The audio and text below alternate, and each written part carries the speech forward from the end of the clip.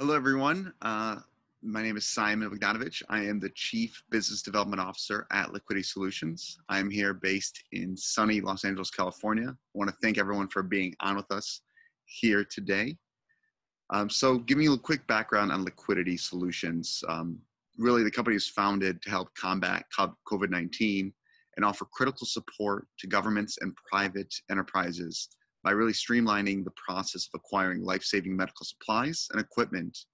And we've developed through our suppliers and manufacturers integrated testing, tracking, and health passport, digital health solutions so that governments as well as businesses can reopen their economies in a safe and a secure way. So our mission as Liquiditi Solutions is to protect humanity from the catastrophic events of the pandemic with safety equipment, testing, and solutions that span the globe. Thank you. And now I will pass it off to Alice, who will get us into the first session of the forum. Thank you. Hi, everybody. It's great to see everyone. What an awesome group of people. A lot of familiar faces, a lot of new faces. And yeah, talking about some of my favorite topics, some of the most important topics I think we all need to be thinking about right now. So it's my honor to introduce this awesome panel. The topic we have is biohacking your mental health and wellness. And that word biohacking, it can mean different things to different people. And for me, it's really just about how do we make the most of what we've got using the tools that are available to us, whether it's food or sleep or new cool apps and digital tools and technologies. Or vitamins and supplements. But I'm curious to hear what my panel thinks. I think mental health is a big focus of this. So I want to introduce the panel. We have an awesome group here today. First, we have Jackie Nechtel. She is a co-founder of the Flow Consciousness Institute, along with Justin Fairman. And then we have Vika Victoria, my neighbor here in Santa Monica. Vika is creator and founder of Stories That Shift. It's a very cool project that she will tell you about. And finally, my good friend Dina Kaplan, who is a leader in the meditation world. She's founder of The Path, which is one of the coolest groups for meditation. And they've been leading some very exciting events every Tuesday night that she will tell you about as well. But first off, would love to have you guys go around. And the first topic I was thinking we could talk about is, I think everybody's experiencing the pandemic in their own way and having their own challenges. But I'd be curious, and Jackie and Justin, would love to have you guys kick this off. What's been most surprising for you guys in terms of how people are dealing with mental health and wellness right now? Yeah, well, one thing that I've noticed, and like you just spoke to, there's so many different perspectives going around on the origins of COVID or how we should be handling it and what we do about masks. Everyone seems to have a difference of opinion for pretty much everything right now. So what I'm really surprised by is a lot of the divisiveness in a lot of the groups and communities that I belong to, and kind of this unwillingness to challenge what we already believe to be true. So, maybe people are just reading titles of articles or aligning with things that already validate and back up what they already believe. And there seems to be a lot of unwillingness to open to other people's perspectives. And for me, that's really surprising, seeing things like, here's what I believe, feel free to unfriend me if you don't agree. Because how do we grow if we're not challenging what we already think we know to be true? And how do we ever come to peace and unity if we are just coming at each other all the time with the assumption that I'm right, you're wrong, I'm good, you're bad, and not being willing and open to hear another perspective. So there seems to be a lack of critical thinking, a lack of openness to other perspectives, and that just creates an echo chamber. So, what I'd like to see more is discourse and discussion and even healthy debates on these issues rather than just shutting people down because they don't agree with what you believe. Yeah. Great. Thank you. Yeah, it's almost like partisan politics has entered the health space, and now the similar lines are being drawn between like Democrat, Republican, liberal, conservative, whatever. People are like taking that same frame, but beyond that, I think what's most surprising and interesting, to me, in a space like this, like in terms of biohacking, it's so important to be in touch with what actually creates, health at the most foundational levels. And, I feel like a lot of people have been ignoring that in sake of like obeying, whatever the official guidance is. But it's so important that we stay connected to nature, and we get outside and we get fresh air and we get fresh water and we get sunlight on our skin.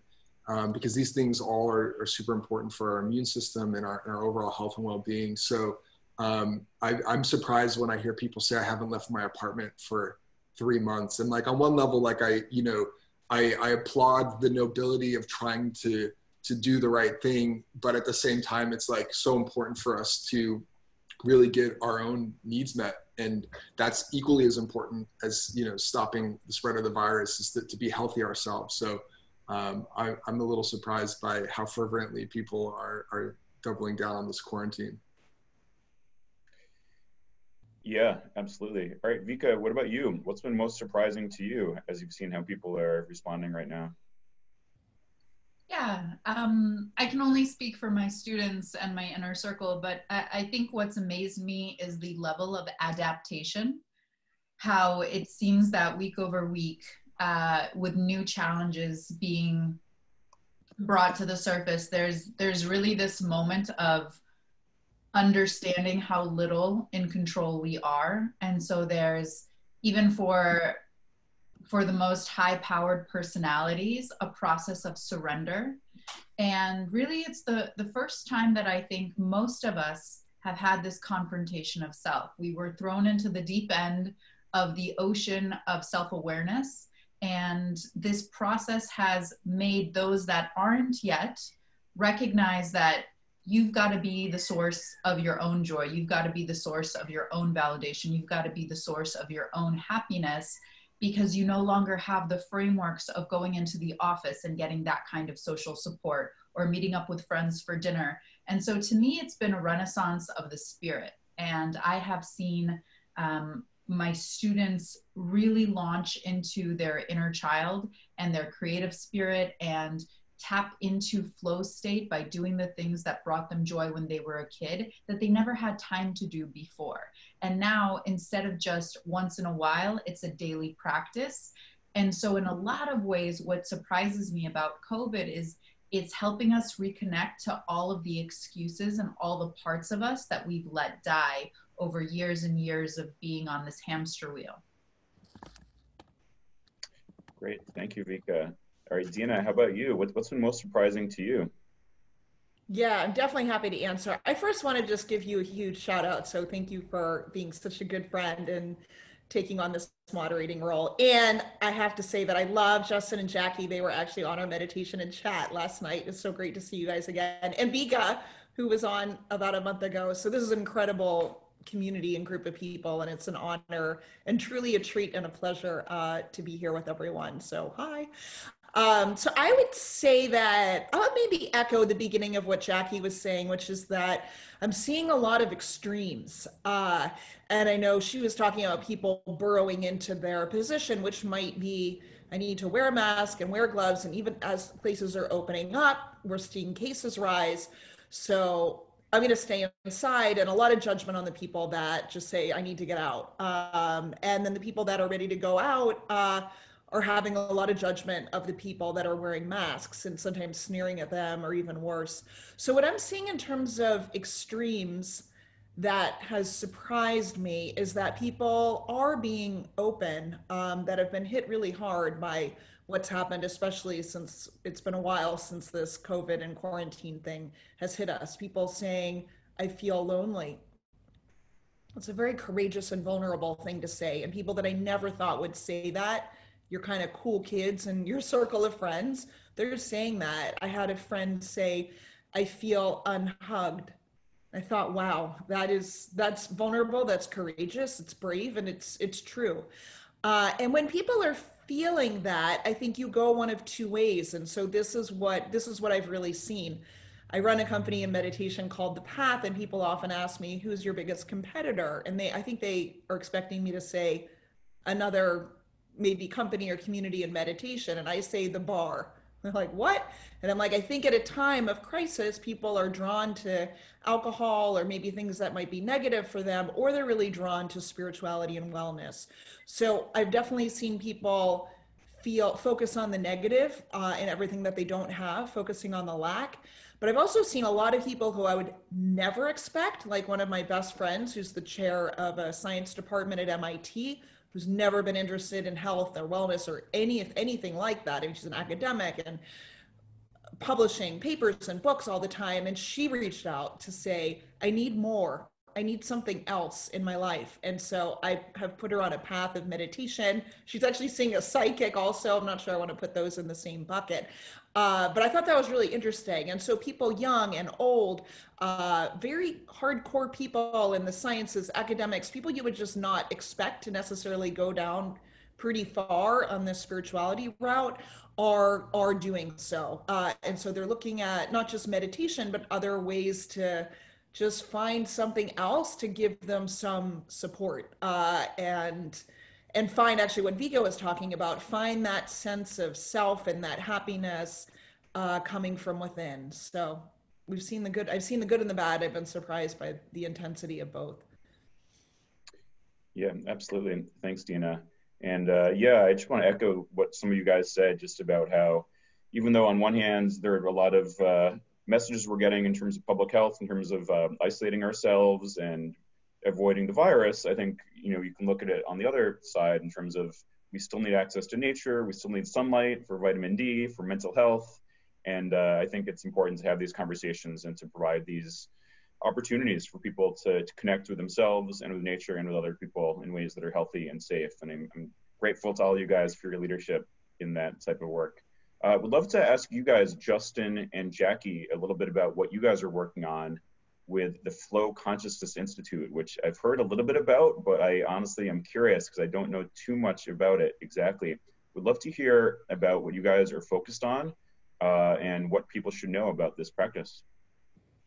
Yeah, so I mean, there's a lot of different things that we do in a lot of different areas that our work covers, but you could kind of all put it under the central umbrella of really helping people to thrive, to equipping them with the tools and the practices and the understandings that they need to thrive in any situation that life could possibly serve up to them, whether it's the coronavirus or just business as usual, and really developing what we call a new operating system for the mind and how we view and approach the world and life that allows us to experience success, living our passions, living our purpose, having deep social impact, and really living up to our full potential.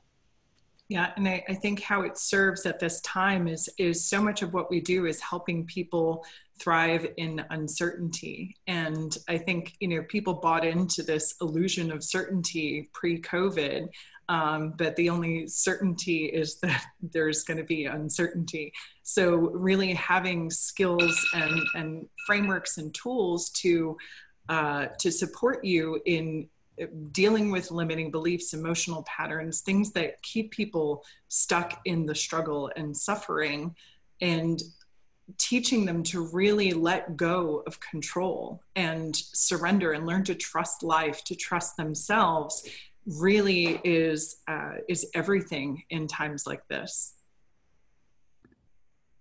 Great. Yeah, I couldn't agree more. I think as challenging as this time is for a lot of people, I think if people are able to come away from this being more comfortable being alone and being more comfortable with ambiguity and with uncertainty, I think that's one essential life skill that we all need to develop sooner or later. And maybe some people are being forced to deal with it now.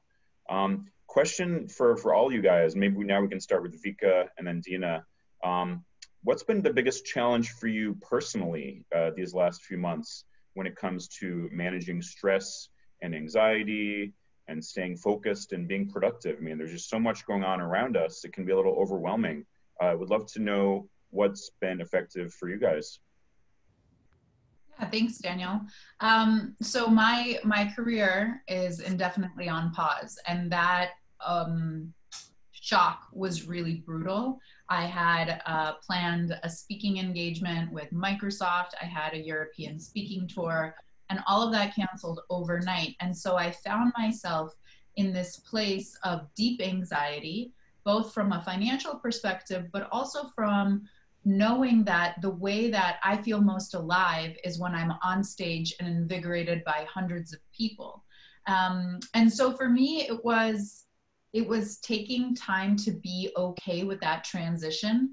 And one of the things that really helped, honestly, was fostering a kitten, because I live alone and I don't have roommates and my family is far away. And so just having something to love and to be playful with, and that oxytocin release happening every day, multiple times a day, was really a clever hack that I didn't expect.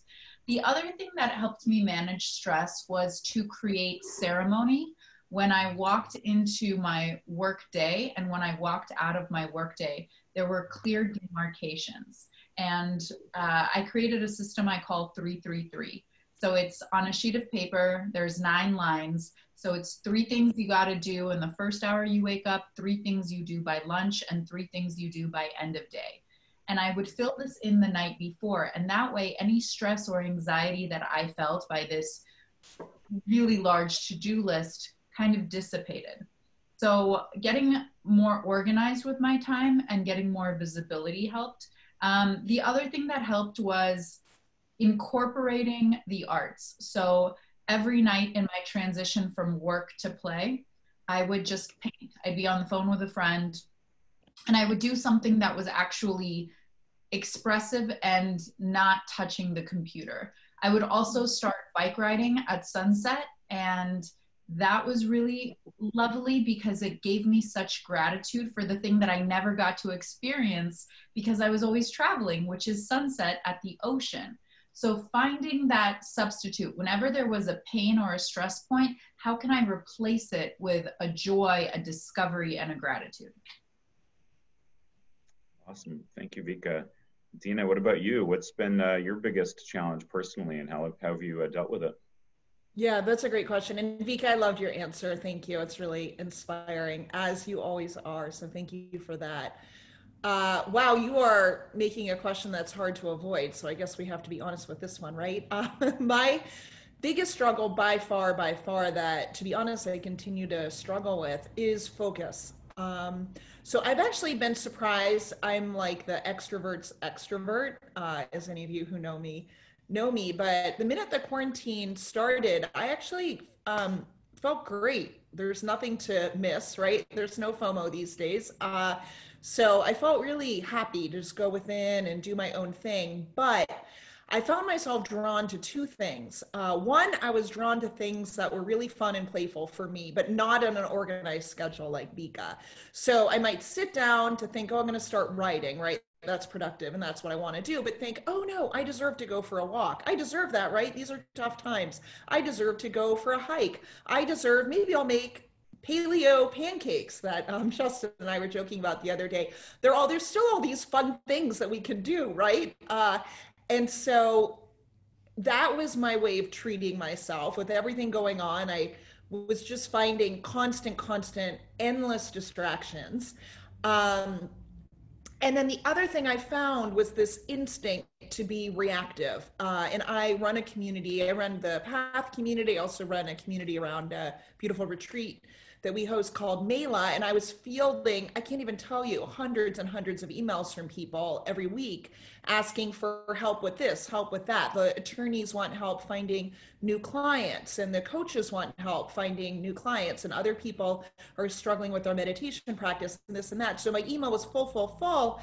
And I could spend the whole day just responding to everyone. Oh, let me help you with that. I can help you with that. But at the end of every single day, and then the end of a week, and then the end of a month, I just wasn't accomplishing what I wanted to accomplish. So what I ended up doing, I could put into 4 buckets. One, actually, you helped inspire this, Daniel. I got an app to turn off other apps.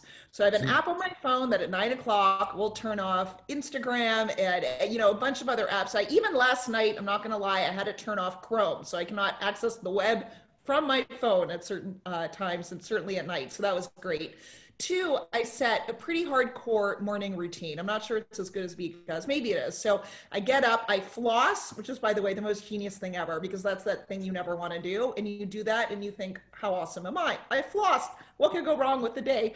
Floss, go for a short run, a little bit of yoga, and then I meditate for either half an hour or an hour. Don't worry, the run is really short, like 5 minutes, yoga, 10 minutes. And then do the meditation. So that's another way to say, okay, I'm in control. I'm in control of my time. I'm in control of my schedule. I'm in control of me. So that felt really good.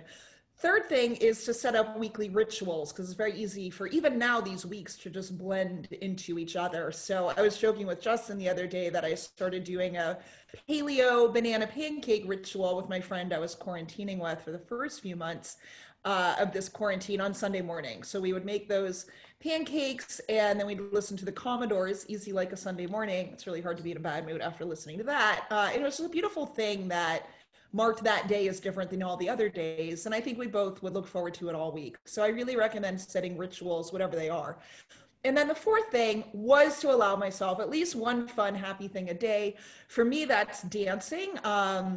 I love it. It's probably my form of art, if that counts, Vika. So I would play the Glee version of Call Me Maybe. It's probably the worst song of all time, but I'm not gonna lie, I love it. Full on dance, not like a little dance, but like full on dancing, standing up, grooving to it. It's only 2 minutes long, but that would leave me feeling really happy, empowered, playful, fun. And it's another way to say, this is my day. I'm going to choose my emotions for it. I'm going to make it a great day. And then I could go on and be productive and be more thoughtful about how I was spending my time for the rest of the day. Thanks, Dina. I feel like we all need to see that video of you singing and dancing to Call Me Maybe. I feel like that could be the next big viral TikTok hit. It might be on the list. Awesome. What about you, Justin and Jackie? What's been the biggest challenge for you guys personally, and how have you guys responded? Yeah, well, Dina, you are a little ray of sunshine, so I think you could have been the antidote for anxiety. For me, the thing that created the most anxiety was just not knowing what to believe. So early on when COVID hit, and just reading obsessively all of these different articles and trying to figure out what was true and make sense of everything, and going down some crazy rabbit holes, and going to bed later as a result of that. It was impacting my sleep, how I was able to focus and show up the next day. So really just turning off the news, limiting social media time, and really just keeping in my locus of control what I need to know in order to keep myself well and healthy, and the people around me well and healthy. And then limiting anything else that wasn't essential to, having that knowledge was really helpful. And I think for me, there's 3 things that really supported me in this time and support me always. The first, probably being the most important, is showing up from a place of service and supporting others where I can. And that to me is really, the antidote to anxiety, and connects me to something that's greater than me, that's a purpose that's bigger than me. So wherever I can be of support and service to others. And, service and purpose can sometimes seem like such big things, but it could be as simple as just calling someone you love and checking on them, or going in and getting groceries for someone who is more at risk or something like that. So it doesn't have to be some big grandiose thing, but using our capacity and our skill set to show up and serve others and support others in the ways that we can, but also important from a place of overflow. You can't give what you don't have. So really putting your self-care as a main priority and giving from the overflow. So that gratitude, really just having a gratitude practice and finding all of the things that I have to be appreciative and grateful for shifts me out of fear and anxiety. And last being nature, just spending time in nature. It's so expansive and just, it takes all of the stress away for me, just watching the waves or listening to the birds. And it's so simple, so accessible, you know, for most people, unless you're in New York City or somewhere. But just finding space to just sit and be still is so effective. Yeah, absolutely. I mean, I think to myself how lucky we are to live here in Southern California, at least most of the panelists here. I don't know where everyone else is calling in from, but just having access to nature and a place to just connect with the earth and be near trees or parks, it's huge right now, I think. So I'm very grateful for that.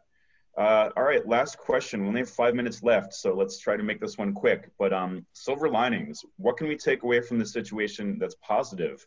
When you think about the lasting legacy of this time that we're going through, do you guys see any silver linings? And why don't we start with Dina this time and do Dina and then Vika and then Justin and Jackie. Any silver linings to this pandemic for people when it comes to adopting healthier behaviors related to mind and body? Yeah, I've definitely seen this. I mean, I've seen the negative side, right, of people turning towards substances that might not be so helpful for them. But I've seen a lot of people that I would never expect to turn towards wellness. Literally, the people in my life that I would never even talk to about meditation have proactively reached out to say, I want to start. How can I start?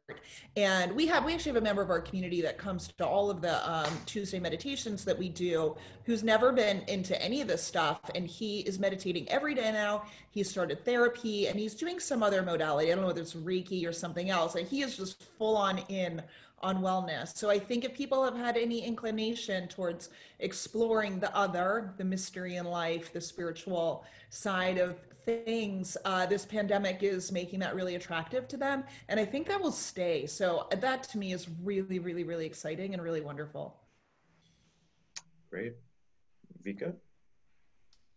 Yeah, I think the reckoning of our own mortality puts us in a state of reevaluation, which allows us to re-examine the things that actually matter. I think the silver linings that I've seen are people recognizing the importance of their roots, of their family, and understanding what true quality time looks like versus how they used to spend time. And so I don't think there's any going back from this. I think the relationships that have been deepened and forged during this pandemic will serve people moving forward. And I think all of us have understood like who are our core friends, because those are the friends that are constantly checking in on us. So if anything, it's given us all a sense of deeper humanity and a desire to show up in service for each other. Beautiful. What about you guys? Justin, Jackie, I'll let you have the last word here. Well, I would kind of carry on from what Vika said. I think that I've been pleasantly surprised by how much people showed up for each other. And, you know, suddenly your neighbors become really important, the neighbors that you never knew, you know, are suddenly your closest friends and family. So I think that's really beautiful. I think it's really, you know, inspired people to come together in a lot of ways and really place a higher value on that human face-to-face connection now that it's suddenly truly gone. It's not just we choose an app, you know, over seeing each other in person. Now it's been disconnected big time. So I think that the pendulum's going to swing back the other way and we're going to come together in new ways at new levels of depth. And then also too, and this is a kind of above and beyond biohacking, but, you know, before this all happened, you know, climate change and global warming and, you know, potentially systemic collapse was the elephant in the room. And, you know, despite all of the conferences we had, you know, the best we could do was say, well, maybe in 2050 or something, we'll stop using all these fossil fuels and we'll change our ways, hopefully by 2050. And then in the course of 2 weeks, we did it. We literally changed almost all the bad habits that we had and just completely paused everything in 2 weeks. And so I think that presents the fact that we can actually change at a global level in a coordinated way much faster than people had, assumed it could be done. And that it just took something big enough to really catalyze that coherence and that unity around a common purpose. And so I'm excited for what that portends about what we can do in the future. That, hey, if we just get together and agree on some common goal, that we can actually change our behavior really quickly. And whenever COVID passes, whenever this thing passes, our larger existential crises can be dealt with in a really much more effortless way. Great. I think that's a beautiful note to close out on, a very hopeful, positive, uplifting note. I think we're at the end of our time, but I just want to thank our panel. You guys have all been amazing. I think we've all learned something. We've all been inspired. I just wanted to drop a little bit about what I'm working on. I dropped a note in the chat to Vitamin Z, which is my newsletter where I cover trends in health and wellness. So I'd encourage you guys to take a look at that, because that's been a fun project for me in these past few weeks. And I just want to thank Simon for organizing this. Simon, man, you have a knack for bringing together top quality people and creating inspiring experiences, and this one is no different. So thank you again, Simon.